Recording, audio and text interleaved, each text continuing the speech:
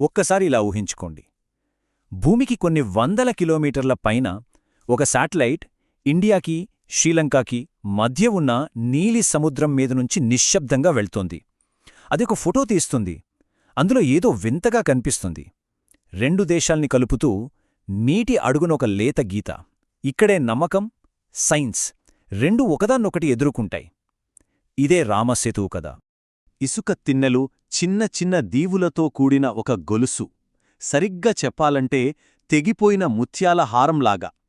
అంతరిక్షం నుంచి చూసినప్పుడు కనిపించే ఈ దృశ్యం ఎన్నో ఏళ్లుగా ఒకే ప్రశ్నను మన ముందుంచుతోంది. ఇది కేవలం ప్రకృతి చేసిన అద్భుతమా, లేక ఎప్పుడో ఎవరో నిర్మించిన వారధికి మిగిలిన ఆనవాళ్లా? ఆ రహస్యాన్ని ఛేదిద్దాం పదండి. సైంటిస్ట్లకేమో ఇది యాడమ్స్ బ్రిడ్జ్. కాని కొన్ని వందల కోట్ల మందికి దీనికి ఇంకో పేరుంది. చాలా పవిత్రమైన పేరు, రామసేతువు. శ్రీరాముడి కోసం హనుమంతుడి నాయకత్వంలో వానరసేన నిర్మించిన వారధి అని నమ్ముతారు. మనో రామసేతువు గురించి మాట్లాడినప్పుడల్లా రెండు వేర్వేరు ప్రపంచాలు ఒకదానికొకటి ఢీకొంటాయన్నమాట. సరే, ఇప్పుడు ఈ రెండు శక్తివంతమైన దృక్కోణాలు కలిసే చోట మన ప్రయాణాన్ని మొదలుపెట్టుదాం. ఒక పక్క నమ్మకం, ఇతిహాసం, రామాయణం, భక్తితో రాళ్లను కూడా నీళ్లమీద తేలేలా చేయగల శక్తి. మరోపక్క సైన్స్, ఖచ్చితమైన డేటా, శాస్త్రీయ ఆధారాలు, అంటే శాటిలైట్లు, భూగర్భ సర్వేలు, కార్బన్ డేటింగ్. ఈ రెండూ కలిసే ఆసక్తికరమైన పాయింట్ దగ్గరే మన కథ మొదలవుతుంది. సరే, ముందుగా మనం టైంలో కొంచెం వెనక్కి వెళ్దాం. అసలు ఈ సముద్రమే ఒక పెద్ద అడ్డంకిగా మారిన ఆ టైంకి. ఓసారి ఆ సీన్ని ఊహించుకోండి. భారతదేశం తీరంలో శ్రీరాముడు నిలబడి ఉన్నాడు. ఆ అంతులేని సముద్రం వైపు చూస్తున్నాడు. ఆ నీళ్లకి ఆవతల లంకలో సీతాదేవి ఎదురుచూస్తోంది. రాముడి వెనక వానరసేన యుద్ధానికి సిద్ధంగా ఉంది. కాని వాళ్ల ముందున్న సమస్య చాలా పెద్దది. ఒక సైన్యం సముద్రాన్ని ఎలా దాటుతుంది? శ్రీరాముడు సముద్రుడిని ప్రార్థిస్తాడు. చివరికి ఒక ఉపాయం దొరుకుతుంది. ఒక వారధి కట్టడం. సముద్రం మీద ఒక బ్రిడ్జ్. అస్సలు జరగదనుకున్న పని ఒక్కసారిగా ఒక ప్లాన్గా మారింది. మరి రామాయణంలో జరగదనుకున్నది ఒక ప్లాన్గా మారింది అంటే ఇక హనుమంతుడు రంగంలోకి దిగినట్టే కదా. ఈ కథలో మనం హనుమంతుడిని ఒక కొత్త కోణంలో చూద్దాం. కేవలం ఒక మహావీరుడిగా కాదు, ఒక అద్భుతమైన స్ట్రాటజిస్ట్గా, ఒక ప్రాబ్లం సాల్వర్గా, ఒక ప్రాజెక్ట్ మేనేజర్గా, ఇంకా చెప్పాలంటే ఒక ఇంజనీర్ ఆఫ్ ఫెయిత్గా. పని అసాధ్యం, టైం చాలా తక్కువ.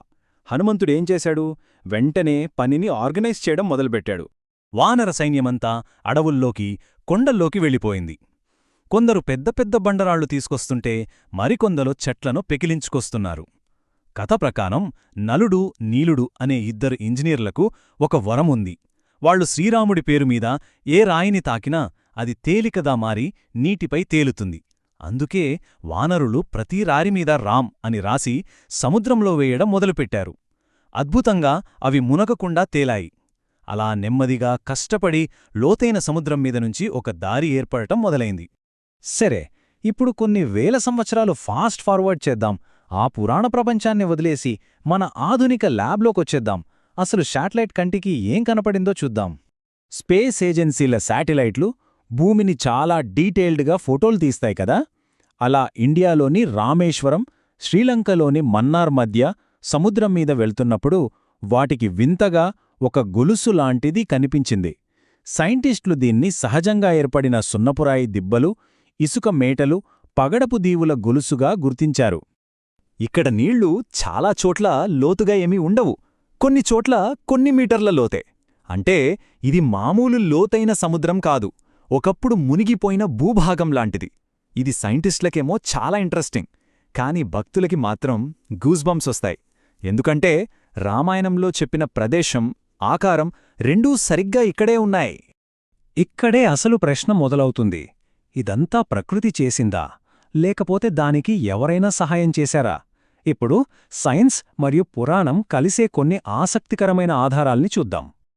ఈ వారధి మనుషులు కట్టిందే అని వాదించేవాళ్లు కొన్ని ముఖ్యమైన ఆధారాలు చూపిస్తుంటారు. అవేంటంటే దాని నిర్మాణం, వయస్సు, ఆ అమరిక, అక్కడ దొరికిన రాళ్ళు, ఇలాంటివి. సరే, ఒక్కొక్కటిగా చూద్దాం. మొదటిది ఇసుక మీద రాయి పజిల్. కొన్ని జియాలజికల్ సర్వేల ప్రకారం ఈ బ్రిడ్జ్ మీదున్న పెద్ద పెద్ద బండరాళ్ళు వాటికన్నా వయస్సులో చాలా చిన్నవైన సముద్రపు ఇసుక మీద ఉన్నాయిట. ఇది సైంటిస్టులకి కొంచెం వింతగా అనిపిస్తుంది. ఎలాగంటే ఒక ఇసుక బీచ్లో ఎవరో బరువైన ఇటుకల్ని జాగ్రత్తగా పేర్చినట్టుగా, అంటే వాటిని వేరే చోట్నుంచి తెచ్చి అక్కడ పెట్టినట్టుగా ఉందన్నమాట. ఇప్పుడు టైం గురించి మాట్లాడుకుందాం. ఒకవేళ ఈ పురాణానికి నిజంగా ఏదైనా ఆధారం ఉంటే టైమ్లైన్స్ మ్యాచ్ అవ్వాలి కదా. ఇక్కడే అసలు విషయం చాలా ఆసక్తికరంగా మారుతుంది. కొన్ని సైంటిఫిక్ స్టడీస్ ప్రకారం ఈ నిర్మాణం దాదాపు 7,000 నుంచి 10,000 ఏళ్ల క్రితం ఏర్పడిందని అంచనా. మరోవైపు రామాయణంలోని గ్రహస్థితులని బట్టి చూస్తే రాముది కాలాన్ని కూడా సరిగ్గా ఇదే టైంలో, అంటే 7,000 నుంచి 9,000 ఏళ్ల క్రితం అని చెప్తున్నారు. అంటే 2 టైమ్లైన్స్ దాదాపు ఒకే చోట కలుస్తున్నాయి. నమ్మేవాళ్లకి ఇది అద్భుతమైన కలయిక. కానీ జాగ్రత్త పడే సైంటిస్టులకు మాత్రం ఇది ఒక ఇంట్రెస్టింగ్ కోయిన్సిడెన్స్, అంతేగాని పూర్తి ప్రూఫ్ కాదు. ముగించే ముందు మనం తరచూ వినే ఒక పెద్ద నంబర్ గురించి మాట్లాడుకోవాలి. మీలో కొందరు ఆన్లైన్లో హెడ్లైన్స్ చూసే ఉంటారు. 17.5 లక్షల ఏళ్ల నాటి మానవ నిర్మిత వంతెనను నాసా కన్ఫర్మ్ చేసింది అని. వినడానికి చాలా పక్కాగా అనిపిస్తుంది కదా. కానీ ఇక్కడే ఒక సమస్య ఉంది. నిజానికి సైంటిస్టులు చెప్పేది అది కాదు. చాలా ప్రధాన జియాలాజికల్ రీసెర్చ్ ప్రకారం రామసేతువు ప్రస్తుత రూపం కొన్ని వేల సంవత్సరాల క్రితం ఏర్పడింది, లక్షల ఏళ్ల క్రితం కాదు. సరే, ఇన్ని ఆధారాలు చూశాక మనమెక్కడున్నాం? ఈ 2 వాదనల్ని చివరిసారిగా ఒకసారి చూద్దాం. సైన్స్ ఏమంటోందంటే ఇది ఇండియా, శ్రీలంక మధ్య సహజంగా ఏర్పడిన రాళ్ల గొలుసు. కాని కొన్ని వింతలున్నాయి. నమ్మకమేమంటోందంటే ఇది రాముడి భక్తి, హనుమంతుడి ధైర్యం, సముద్రాన్నే దారిగా మార్చిన ప్రదేశం. బహుశా నిజం ఈ రెండింటి మధ్యలో ఎక్కడో ఉందేమో. ప్రకృతి ఒక పునాది వేసుండొచ్చు.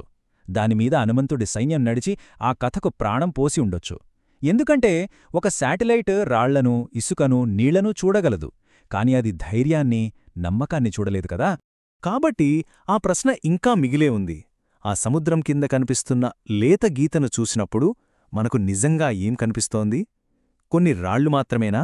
లేకపోతే ఒకప్పుడు భక్తితో కట్టిన వారధి నీడనా? 1000 ఏళ్లుగా నిలిచిన ఒక కథకి నిదర్శనమా? సమాధానం బహుశా ఆ రాళ్లలో కాకుండా వాటిలో మనం ఏం చూడాలనుకుంటున్నామో దానిలోనే ఉందేమో.